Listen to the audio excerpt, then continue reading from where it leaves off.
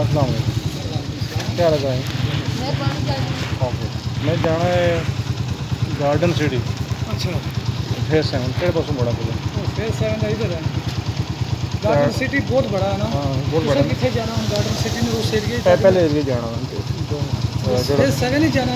जी phase 7 phase 7 sir है सीधा है, बिल्कुल सीधा जाओ तो पहले फेज 7 ही है। अल्लाह चौक है ना, अल्लाह चौक ही अल्लाह लिखा बस जो ही है अल्लाह चौक है। जरा एक नीचे उतर सो तो सज्जे हाथ हो फेज 7 है। ठीक है। ए गेट के बाहर केड़े पास निकलना था? हैं जीटी रोड केड़ा लगदा हूँ तुसें कितने जाना? मैं फिर तो रोड ना घर जेड़ा ना वो जीटी रोड विच है।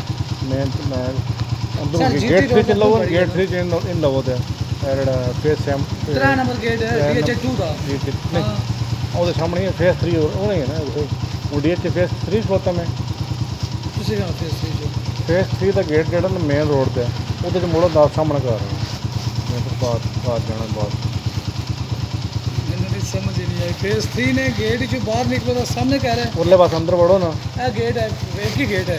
ਇੱਕੋ ਹੀ ਹੈ फेज 3 ने एक ही गेट है। ਠੀਕ ਹੈ तो तुसी खड़े हो, ਜੀਟੀ ਰੋਡ ਕਿਹੜੇ ਪਾਸੇ तुसी फेज 2 ने चक्कर चो।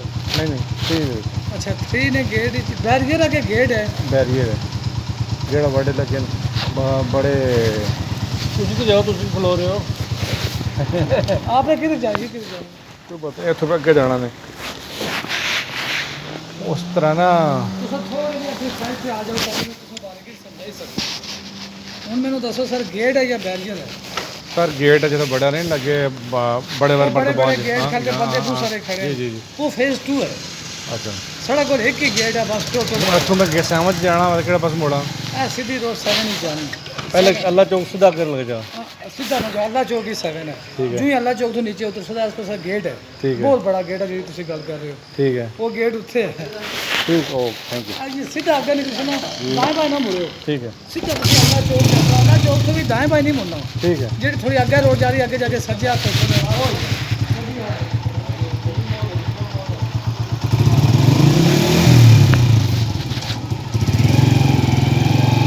मेहरबानी भाई